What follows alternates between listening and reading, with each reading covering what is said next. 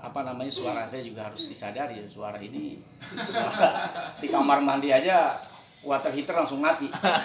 Kan, apalagi kalau harus nyanyi di muka umum. Hanya saja saya mensupport teman-teman sekali lagi. Saya hobi, saya senang. Saya senang mendengarkan musik. Saya suka mendengarkan irama-irama sholawat, padang pasir, Melayu. Nah, tidak ada salahnya kemudian saya akhirnya bentuk satu grup yang itu semua bisa saya nikmatin. Every time saya mau panggil teman-teman, kita bisa nikmati bareng-bareng di sini. Kapanpun ada orang ingin menikmati suara teman-teman, karya teman-teman, kita bisa hadirkan untuk mereka semuanya. Jadi ya buat saya, karena emang pada dasarnya adalah hobi, ya jadi alhamdulillah hobi ini kita tuangkan di Sultan Gambus. Jadi waktu saya kedatangan Tompi waktu itu, Dokter Tompi datang ke sini, saya minta beliau coba tolong di coach ya, istilahnya coba dilatih, diperhatikan teman-teman ini kekurangannya di mana, kalaupun ada kelebihannya di mana, kemudian dia diproses untuk didengarkan suaranya dari mulai popnya segala macam sampai akhirnya kemudian kita nemu bahwa Lia ini lebih cocok di irama Melayunya. Akhirnya kita pastikan bahwa kemungkinan besar The Sultan coba untuk mengambil aroma-aroma yang berbau Melayu, walaupun bisa saja nanti aromanya adalah irama-irama. Dokter Tompi tidak ikut andil dalam pembuatan lagu, dia hanya memberikan spirit waktu datang ke markas. Nah, kenapa kita bikin lagu? Karena cambuk dia tadi, motivasinya gitu. Kalau mau disebut musisi harus punya karya. Kalau tidak punya karya, jangan bilang musisi. Kaget kita kan dibilang kayak gitu. Karena selama ini kan kita hanya cover. Ngambil yang simple-simple. Ya akhirnya itu jadi motivasi. Pertama kita coret-coret aja dulu. Coret-coret sesuai dengan kira-kira apa yang mau kita ambil.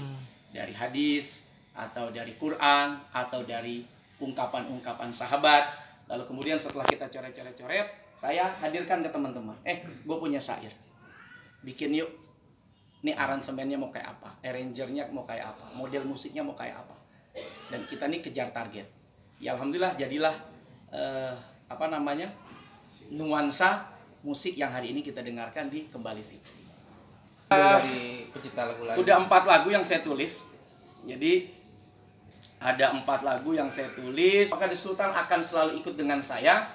Dari awal saya tidak memberikan ruang bahwa The Sultan wajib ikut dengan saya. Saya memberikan ruang yang bebas kepada mereka. Artinya kalau nanti ada orang mau mengundang spesial The Sultan, undang aja nggak apa-apa. Dan sudah beberapa pengundang spesial memang The Sultan saja. Tapi ada juga yang memang mempaketkan dengan saya. Ya udah Ustadz sama The Sultannya. Nah, tapi saya tidak memberikan batas bahwa ngundang The Sultan harus dengan saya. Ngundang saya harus juga ikut The Sultan. Tidak. Jadi bebas saja, karena The Sultan ini bagian yang berdiri sendiri dalam dunia dakwah yang saya telurkan. Dan ada lagi Tak Terbatas, judulnya Tak Terbatas. Orang bingung nih lagu apa ya? Nah, di lagu ini saya menceritakan bagaimana kasih sayang ayah, kasih sayang ibu yang luar biasa tidak terbatas, dan yang Masya Allah hari ini ibu saya sejak dari kemarin setelah beberapa hari dirawat di rumah sakit dinyatakan dan divonis oleh dokter ginjal, dan mulai dari kemarin ibu saya cuci darah. Itu buat saya jadi penyemangat untuk menulis lagu yang saya persembahkan untuk beliau. Kemudian ada lagi Mengharap Ridhomu. Ini juga tidak lepas dari bagaimana inspirasinya adalah selama beberapa waktu perjalanan hidup saya, hidup kita semua, ada banyak hal yang kadang-kadang kita tidak menerima, tapi justru itu yang terbaik buat kita. Kadang-kadang menurut kita ini tidak seperti yang kita inginkan, tapi ternyata ini yang terbaik dalam pilihan Allah Subhanahu wa Ta'ala. Dan saya tulis judulnya Mengharap Ridhomu. Isinya semua adalah bagaimana kita menerima takdir-takdir Allah saat kita diuji, dicoba, dan lain-lain sebagainya. Jadi boleh dibilang ini sebetulnya lagu yang kita tulis berdasarkan pengalaman-pengalaman pribadi. Ramadan ini sudah 2 kali masuk rumah sakit, sudah dirawat berhari-hari, pulang, kemudian balik lagi drop ke rumah sakit. Sekarang sudah hampir 5 hari di rumah sakit, dan kemarin dokter memvonis kalau ibu gagal ginjal, dan mulai kemarin sore ibu saya sudah dilakukan cuci darah, dan sampai hari ini masih cuci darah. Katanya juga besok akan tetap cuci darah.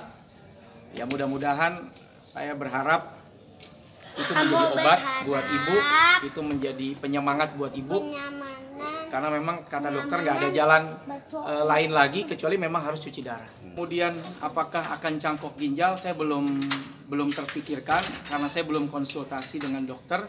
Saya belum tahu langkah apa selanjutnya selain cuci darah. Mudah-mudahan, saya berharap sih yang terbaik ya. Semoga kalaupun memang cuci darah yang terbaik, ya semoga itu yang terbaik. Saya nggak tahu apakah akan cangkok ginjal atau tidak. Saya belum dapat informasi yang valid. Sebagai anak apa? Jadi sebelum saya launching, saya sempatkan datang ke rumah sakit. Saya ketemu emak, saya mendoakan, dan saya juga minta doa dari beliau. Dan beliau sedang dicuci darahnya.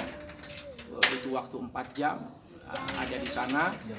Ya, saya bilang emak harus semangat, emak harus tetap kuat.